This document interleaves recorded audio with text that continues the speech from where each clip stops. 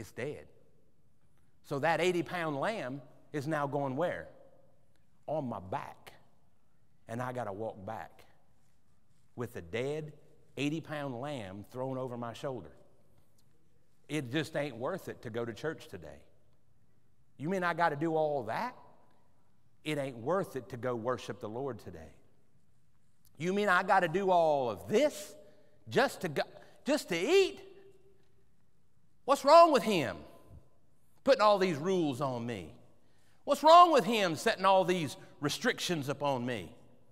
Next thing you know, they'll be just like they were when they were running out of water, when they were running out of food, when they had all the quail. Remember how many times they cried? Even people back in Egypt, we had leeks and we had food. If we could just go back to bondage, it wouldn't be this hard.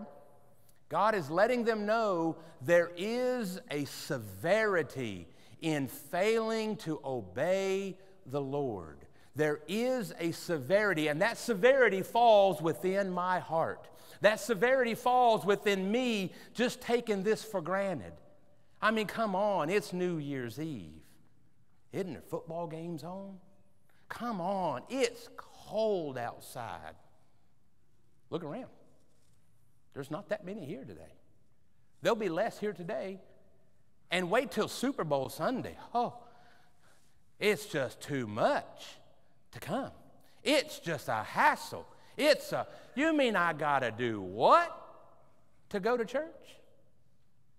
When you start doubting the value of worshiping God in the big things, it will trickle down to the small things. These were people who were trained. I'm not supposed to eat until I worship it. I'm not supposed to eat until I worship something. I'm not supposed to eat until I offer this meat to some God. So I tell you what I'll do. Honey, just today, how about we do this, guys? Just today, how about we just offer it to another God just today? Because, I mean, that's a 3 mile. That's a 4 miles. Come on. The babies are crying. The kids are hungry. I mean, that unleavened bread you made last night, it didn't cut it. I'm just telling you. I got to have some meat. I got to have some food. How about I just worship my way? High five? Anybody? Y'all want to do that? Why come here? I can just do it at home. How many of you got family members that say that? I don't need to go to church to worship God. I don't have to go to church to be a Christian. I don't have to obey him and say, do not forsake the assembling of ourselves. I can worship him at home. I can do it on my own. I can do it on my job. I can drive down the road and make the dashboard of my car an altar, can't I? I don't need to go. Where are they? They don't come. They don't come when it's convenient. They don't come when it's cold. They don't even come when they're convicted anymore because they get complacent in valuing worship. And God is saying, hold on, time out. This is what you're about to do. You are about to start creating reasons of not coming to church. And it's going to start with just the basic necessities of food. He says, do not forsake the assembling of yourselves. Now, one of the things that we study here, and I'll get off preaching and get back to teaching. One of the things that we study here is you have to remember the culture that these Israelites came from. And I put it in your notes. Over the book of Ezekiel, chapter 20, verses 6 through 8, listen to what it says. In the day that I lifted up mine hand unto them to bring them forth out of the land of Egypt into a land that I have espied for them, flowing with milk and honey, which is the glory of all lands, then said I unto them, cast ye away every man the abominations of his eyes, and defile not yourselves with idols of Egypt. I am the Lord your God. But they rebelled against me, and would not hearken unto me, and they did not every man cast away the abominations of their eyes, neither did they forsake the idols of Egypt. Then I said, I will pour out my fury upon them to accomplish my anger against them in the midst of the land of Egypt. That is how we know when they were in the land of Egypt, even in bondage, it was all about idols and idol worshiping. And God is letting them know, be careful. If you read over in the book of 1 Corinthians, chapter 8, I think I put it in your notes, verses 1 through 13, this is when the subject comes up. Paul's talking to the church at Corinth, and this is basically saying, hey, you know what Corinth said? Hey, we got this figured out.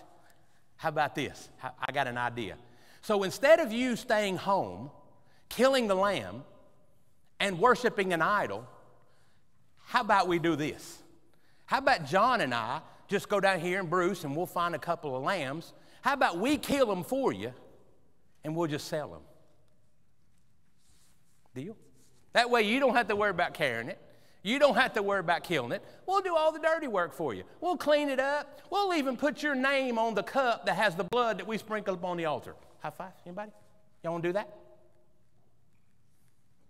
Nobody? Come on, we make it easy for you. Well, that's what the church at Corinth did. And Paul said, basically, you've made this place a supermarket where you just come and buy the offerings and buy the food and buy the stuff. No. God says, no. God says, I want you to worship me. I want you to want to come in obedience. I want you to desire being in fellowship. I want you to desire coming to the house of the Lord and being obedient. And yeah, it's going to be tough. It's not meant to be easy. It's meant to show you and convict in your heart and relate to your family. This is important. This is the day that the Lord has made. This is His house. This is His book. This is His cross. This is His worship. And when we start figuring out ways to not be here, we will fall back into the Egyptian idolatry of their gods. Now, notice in your notes, a clean animal for food, but killed at the tabernacle. The blood was placed upon the altar. The fat was offered as a sweet savor. This is called the peace offering. So you're thinking, for those of you that are going back, wait a minute. You mean I thought they had to do the peace offering already. No, this is the peace offering. This is the peace offering. And the peace offering literally meant fellowship. It literally meant I am coming in peace to worship in peace. I'm in fellowship with God. I don't fear coming in here, and I know Pastor Justin's going to preach a message this morning. I know Brother Mike's going to sing some songs. I know the choir is going to lift